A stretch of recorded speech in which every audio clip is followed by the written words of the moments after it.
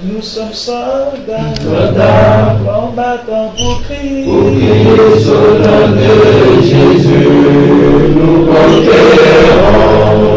Nous sommes vaillants, Vaillants, c'est de la parole. la parole au nom de Jésus, nous conquérons. Nous sommes vaillants, Vaillants, cités à dessein. à dessein au nom de Jésus, nous conquérons. Nous sommes vaillants, Vaillants, cités à dessein. à dessein au nom de Jésus, nous conquérons. Quels qu'ils soient les effets, Nous conquérons au nom de Jésus, nous conquérons. quels qu'ils soient les menaces, Nous conquérons au nom de Jésus, nous conquérons. quels qu'ils soient les mensonges, Nous conquérons au nom de Jésus, nous conquérons. quels qu'ils soient l'adversité,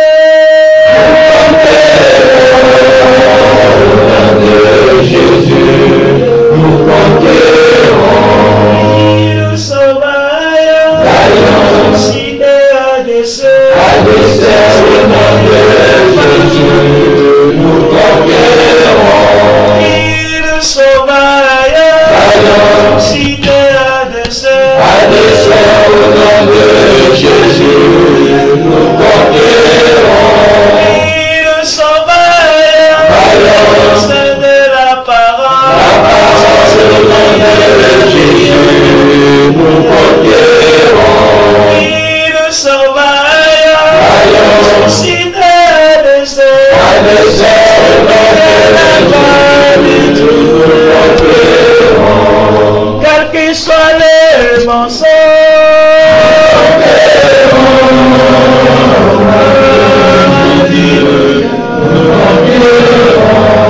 quels qu'ils soient les menaces,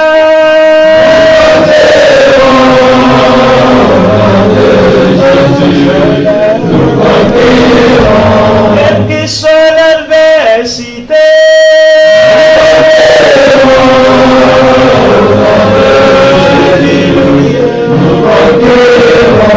quelles qu'ils soient les persécutions,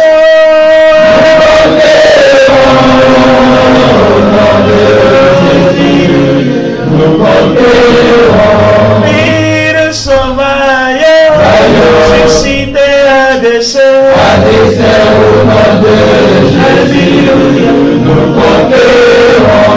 Nous sommes vaillants, Vaillants, c'est de la parole. la parole au nom de Jésus, nous conquérons. Nous sommes vaillants, Vaillants, cités.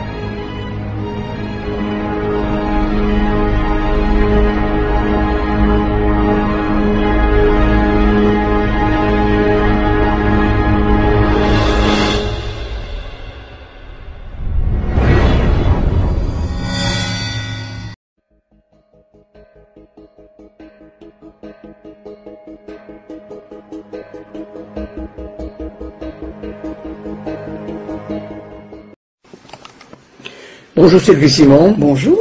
Vous êtes journaliste et vous avez écrit de nombreux ouvrages sur la vaccination. Est-ce que nous pourrions savoir pourquoi vous vous êtes lancé dans ce combat? Parce que j'ai toujours eu horreur du mensonge et que le dogme vaccinal a été construit uniquement sur des mensonges. On nous a raconté n'importe quoi, on envoie des chiffres pour affoler la population. Je crois que répandre la peur, du reste, les laboratoires ont avoué que par la peur, on arrivait à avoir une population qui acceptait la vaccination beaucoup plus volontiers. Donc, devant tous ces mensonges, étant donné que ces mensonges touchent la santé publique et peuvent causer des drames épouvantables, je trouve qu'il faut arrêter cette espèce de carnage qui est donné parce que la population étant affolée se précipite sur les vaccins. On nous a fait croire, par exemple, et c'est la même chose, l'histoire du Gardasil correspond exactement à l'histoire de l'hépatite B. On a pris des maladies qui ne touchent qu'une toute petite partie de la population en affolant les gens, en disant par exemple que l'hépatite B se transmettait par justement la salive ou des choses comme ça, ce qui est absolument faux. On n'a pas dit, on a vacciné les bébés en disant qu'ils risquaient d'attraper la contagion, ne serait-ce que par la salive ou par le partage de jouets, etc., ce qui est absolument faux. Et maintenant on vient de découvrir du reste que la protection, si protection il y a, ne durerait pas au-delà de 15 ans. Il y a des publications sérieuses là-dessus. Donc à quoi sert de vacciner des nourrissons pour une maladie qui ne sera pas protégée quand ils auront l'âge d'avoir une vie sexuelle. Il y a la même chose pour le papillomavirus, dont on a fait une publicité absolument incroyable en faisant croire que de toute façon c'était un problème général, que c'est en vérité beaucoup moins grave que la plupart, c'est exactement comme pour l'hépatite B, la plupart des gens guérissent spontanément, ça disparaît sans laisser aucune trace, et ça les gens ne le croient pas, ils s'imaginent que dès qu'il y a un papillomavirus, il y a une énorme partie de la population qui est en contact avec le virus, qui disparaît spontanément, et si on a vraiment un bon système immunitaire, il est évident que ce sont des problèmes qui n'existent pas. Mais avec les vaccins, en plus, on fait tomber le système immunitaire, mais ça c'est encore un autre problème. Donc il y a eu cette chose-là. Avec l'hépatite B, donc on a fait une campagne absolument épouvantable et monstrueuse. La preuve, c'est que les laboratoires sont maintenant mis en examen pour mensonges aggravés, mais je pense qu'ils s'en tireront très bien, comme on s'en tire toujours en France avec les tribunaux, comme s'en sont tirés les gens qui sont coupables du sang contaminé, comme s'en sont tirés les gens qui sont coupables d'avoir donné l'hormone de croissance. Donc je pense que ça se passera très bien pour les laboratoires. Mais pour le papillomavirus, il y a quand même une chose aussi très importante, c'est que on ne dit pas assez qu'il a été fabriqué par Merck, qui a été quand même le fabricant du Vioxx. Alors l'argument des gens des vendeurs du Vioxx, enfin les vendeurs du Gardasil vous disent oui, mais nous avons eu le prix Galien, ce qui est vraiment une preuve de qualité de notre vaccin qui a été vraiment très étudié. Or, il ne faut pas oublier tout de même que le Vioxx avait eu le prix quelques années avant le prix du MEDEC, un an avant d'être retiré de la circulation, après avoir tué aux États-Unis plus de 50 000 personnes et d'avoir blessé 160 et quelques mille personnes aussi. Donc le fait d'avoir un prix n'a aucune importance, ne veut rien dire, surtout que les prix sont toujours donnés par des gens qui ont des attaches dans les laboratoires. Il faut toujours bien ne jamais perdre de vue les liens entre les laboratoires et les gens qui vous donnent les vaccins. Ensuite, il y a aussi la question, alors à ce moment-là on a donné effectivement le prix, on a donné le prix Nobel aux découvreurs du papillomavirus. À un moment, on essayait de lancer la vaccination contre le Gardasil. Il faut dire que quand même, c'est un vaccin qui coûte entre le prix du vaccin et les visites médicales, plus de 500 €. C'est quand même un prix énorme qui est supporté par nous tous. Même en France, la sécurité sociale rembourse 65%. Ce sont vraiment des prix exorbitants. Et donc on a donné ce prix Nobel, et moi j'ai pensé que c'était quand même un petit peu louche, et effectivement, il y a un procureur allemand qui s'appelle, un procureur danois qui s'appelle le procureur Schutz, qui a découvert qu'il y avait des liens d'intérêt énormes entre certaines personnes impliquées dans l'attribution du prix Nobel et avec AstraZeneca. Alors moi on m'a dit mais AstraZeneca n'est pas le fabricant du vaccin, mais AstraZeneca a touché des royalties énormes du Gardasil l'année où le prix Nobel a été donné. Donc il est évident qu'il y a des trafics énormes à ce point de vue-là. C'est quand même quelque chose de très... les gens ne se rendent pas compte, parce qu'autrefois les vaccins coûtaient entre 4 et 8 €, 8 €, 6 €. Maintenant les vaccins coûtent 60 €, 70 €. Du reste, très souvent on retire un vaccin en vous disant oui finalement il n'était pas très efficace, on en a trouvé un mieux, mais ce qu'on ne dit pas toujours, c'est que le pas efficace qui avait été très efficace pendant des années, il ne faut pas oublier ça. Hein. On nous a dit pendant des années qu'il y a un vaccin qui était très efficace et sans aucun effet secondaire. Quand on le retire, on vous dit, on en a trouvé un qui est beaucoup plus efficace et qui a moins d'effets secondaires. Comme le disait Coluche, plus blanc que blanc, c'est quoi? C'est là, comment peut-on être plus efficace quand on vous dit qu'un vaccin est efficace à 100%, ce qui n'est absolument pas possible sur le plan, cette affirmation est absolument idiote. Et alors c'est la même chose, effectivement, je reviens de nouveau à l'hépatite B, où on nous a dit que c'était un problème franco-français, justement, et ça n'est pas du tout, c'est pas un problème franco-français, parce qu'aux États-Unis, il y a un scandale énorme sur l'hépatite B, dont on ne parle pas. Vous savez que nous, on est protégés par les frontières, comme pour le nuage de Tchernobyl, rien ne vient en France, les choses n'arrivent pas, et ce qu'on nous dit, c'est que justement, en Angleterre, il n'y a pas eu de problème. Or, en Angleterre, on a vacciné, effectivement, 5 millions de personnes, en France, on a vacciné près de 30 millions. Donc ça fait une énorme différence. Il est évident que plus on vaccine, plus il y a d'accidents et qu'il n'y a pas eu beaucoup d'accidents en Angleterre.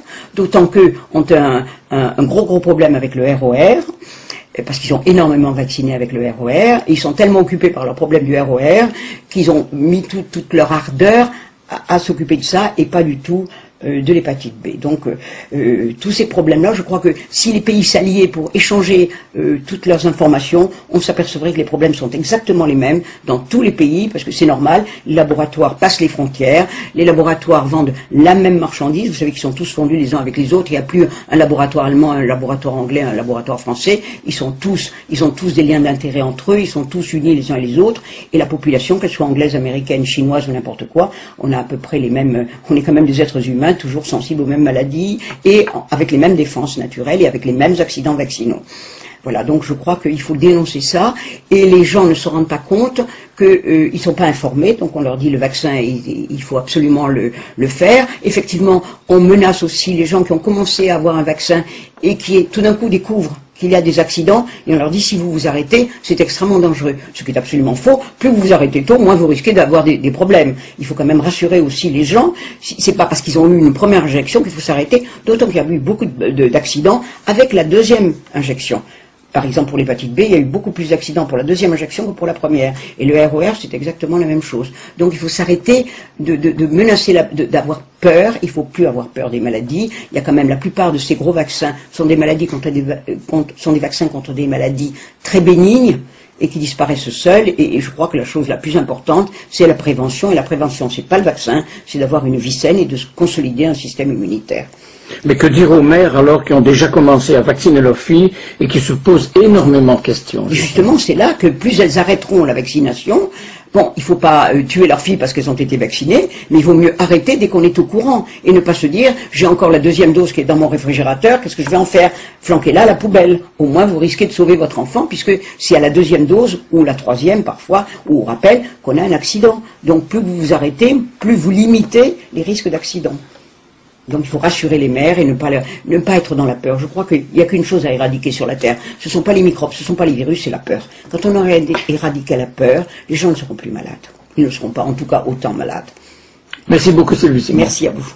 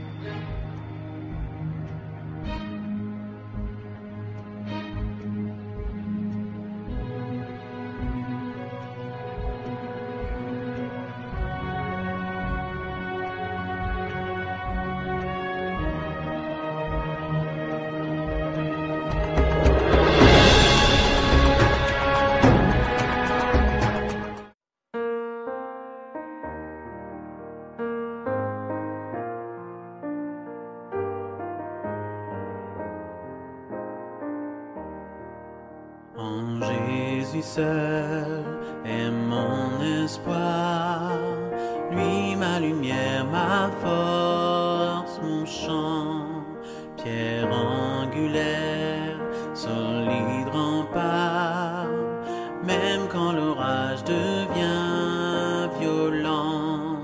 Oh quel amour, oh quelle paix, les luttes cessent, la peur se tait, mon réconfort, mon plus grand bien, dans l'amour du Christ je me tiens. En Jésus seul, Dieu s'est fait chair, dans un enfant, oh quel mystère, ce don d'amour, de sainteté, haï par ceux qu'il vint sauver. Jusqu'à la croix, il s'est livré, sur lui la colère est tombée, tous mes péchés, il les a pris, par la mort de Jésus je vis. Là dans la tombe, il reposait, lumière vaincue par les ténèbres.